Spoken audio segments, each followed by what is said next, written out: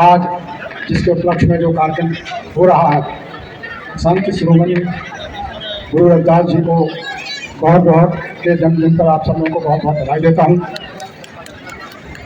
साथियों, अभी हमारे पूर्व वक्ताओं में बहुत डिटेल में गुरु रविदास जी के बारे में जानकारी दी है और जो उनका मुख्य सिद्धांत था कि सबको मिले अन्न, उनकी एकाग्रता, अपनी ड्यूटी में पंचुअलिटी, ये सब उसका मेन वो था। अब निश्चित रूप से गुरु रविदास जी के एकाग्रता और सबको अन्न के सिद्धांत पर अन्य बहुजन समाज में जन्मे समस्त संतों, महापुरुषों, गुरुओं को भी श्रद्धा समर्पित करता हूँ तथा संत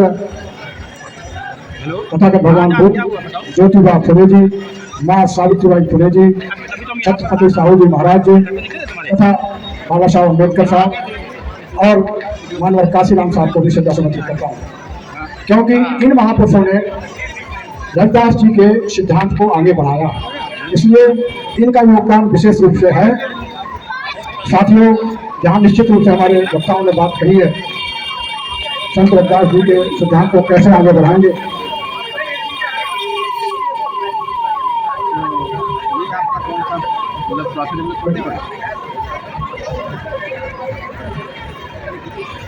कैसे आगे बढ़ाई है, तो दो तीन चीजें मैं जरूर आपसे कहूँगा कि संत रविदास जी के सबको मिले अन्न पर हमारे जितने महापुरुष बहुजन समाज में जन्मे महापुरुषों ने अपना अपना योगदान किया। जैसे एजुकेशन, जब आपके साथ में एजुकेशन होगी तो निश्चित रूप से ज्योतिबा फुले और माँ सावित्रीबाई फुले को भी याद करना होगा तथा इस सारे लोगों को अन्न देने के लिए संत गुरु रविदास जी के अन्न को के सिद्धांत को जो है अच्छा से लागू करने के लिए हम सबको सत्ता सहभागिता की जो रखने वाले आरक्षण के जनक छत्रपति साहू महाराज जी को भी श्रद्धा समर्पित करता हूँ, उनको भी योगदान के लिए आप लोगों को प्रशंसा करता हूँ।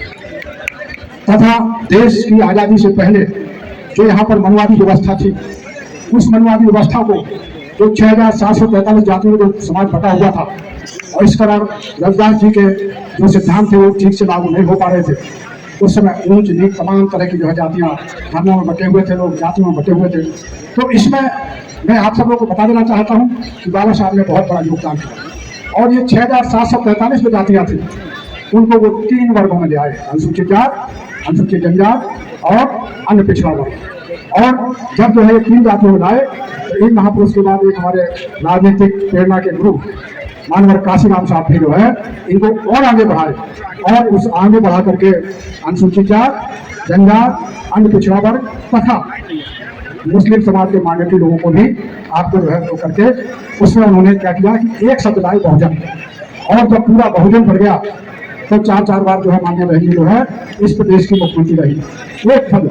और फिर जब देखा तो जो हमारी मनवादी ताकतें थी, जो हमारी जो है पार्टी, तो उन्होंने कहा क्या कारण है कि ये जो है सरकार जो है बहुजन की सरकार बार बार बन रही है। तो फिर उन्होंने जो है लोगों को किया इनको जातियों में बांट दो, और फिर मतलब तमाम संगठन के लोग इन्होंने जब जातियों में बांटा तो फिर वही जो है सब लोग जाति में बढ़ गए और निश्चित रूप से जब सब लोग जाति में बढ़ गए तो फिर आप जो है सत्ता में नीचे आ गए।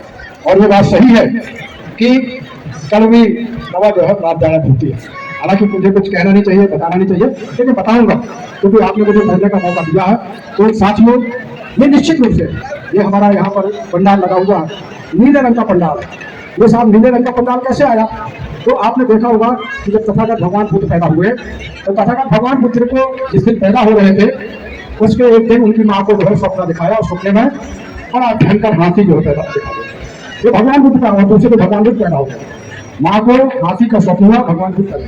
और तथा बाबा साहब ने जब पूरा संविधान लिख करके सब कुछ किया और फिर उनके दिमाग में एक बात आई कि ये जो हमने संविधान लिखा है भारतवासियों के लिए, इसकी संरक्षण कैसे होगी, कैसे इसको बचाया जाएगा। तो अंत में बाबा साहब ने ये कहा कि हमें राजनीतिक जड़ें मजबूत करनी होगी, क्योंकि राजनीतिक कुंजी ऐसी कुंजी है जिससे सारे ताले खुल जाए। तो बाबा साहब ने तथागत भगवान की माँ को जो हाथी दिखाई दिया था उस सिंबल के रूप में जो है बाबा साहब अम्बेडकर ने अपनी राजनीतिक पार्टी बनाई, आपको सबको मालूम। और इसी को आगे बढ़ाते हुए मानव साहब ने कुछ नहीं किया, इसी नीले आसमान को, नीले रंग को और तथा भगवान बुद्ध के हाथी को आगे बढ़ाया और उन्होंने एक बहुजन समाज पार्टी जो है एकत्र की। तो साथियों, इसमें सारे लोगों को ये कहना है और जो है स्थितियां हैं, और इस मिशन मूवमेंट में जब तक आपको राजनीतिक जड़ मजबूत नहीं होगी, आप केवल इस तरह से एकत्र कार्यक्रम करते रहेंगे। आपने देखा, इसलिए यदि संत रविदास जी के सबके मिले अन्य के सिद्धांत को आपको लागू करना है तो पहले आपको राजनीतिक पार्टी, राजनीतिक सत्ता, राजनीतिक पूंजी आपको जो है ग्रहण करना है। बहुत लोगों को देखा, बहुत पार्टियों को देखा, किसी ने महापुरुषों का इतिहास मिटाया, किसी ने हमारी यूनिटी को तोड़ा, किसी ने जाति संतोष शब्दों जातियों ने बांटा, ये तमाम चीजें सबको देख लिया है। और इसलिए आपको आपसे अनुरोध है कि लोग, बहुत से लोग हमसे कहते हैं कि साहब ये बताइए, अब तो ये आपका खत्म हो गया, ये पार्टी खत्म हो गई। अरे मेरे साथियों, जो वर्ष मानव साहब ने 50 वर्ष जो है वो पौधा लगाया था, आज आपको इसमें इतनी कमियां दिखने लगी। आज जो पौधा आप लगाएंगे तो ये कौन आपकी गारंटी देगा कि 50 वर्ष के बाद उसमें कमियां नहीं आएंगी। इसलिए अगर कोई कमी है तो इसको आपको मजबूत करना है। और यदि हमारे जो है स्वामी जी गुरु रविदास जी के सबको मिले अन्य के सिद्धांत को अगर आपको आगे लगाना है, जारी रखना है, तो आपको राजनीतिक सत्ता आपको हासिल करनी होगी। और राजनीतिक सत्ता निश्चित रूप से, राजनीतिक सत्ता जो हासिल करते हैं तो उसमें तमाम चीजें आती हैं और उसमें तमाम कमियां आती हैं। उसने कहा, उन्होंने भाई देखो हम सिद्धांत को नहीं मानते, उन्होंने कहा जानवर का वध कब हुआ। ये मैं आपको एग्जाम्पल दे रहा हूँ, ये हम जान इस फिलॉसफी को विचार नहीं करते हैं। कब मिला, जब उन्होंने हमारे भाई को ही जो है उसके भाई विभीषण को जो है तैयार किया और उसने कमी बताई कि इनकी नाभि में अमृत है। तो उसने बाली का वध कब हुआ, क्योंकि बाली को एक शक्ति थी, वो एक शक्तिशाली राजा था, जो एक व्यक्ति उसके सामने युद्ध करता था तो आधी ताकत उसके विरुद्ध खिंच जाती। तो उसके भाई अंगद को तैयार किया गया और ये कहा गया कि जो है इसके सामने से आप आक्रमण मत करिएगा, इसको जो बाण जो है साइड से मारिएगा। तो इसी तरीके से हमारे बीच में भी लोगों को तैयार किया जा रहा है। हम सब लोगों को, सब लोग बुद्धिजीवी लोग हैं और ये हमारा जो 50 वर्षों से जो तपस्या, आप लोगों का योगदान, एक एक व्यक्ति का जो है योगदान करके इतना बड़ी राजनीतिक शक्ति बनी हुई है, इससे आप लोगों को अलर्ट रहना है।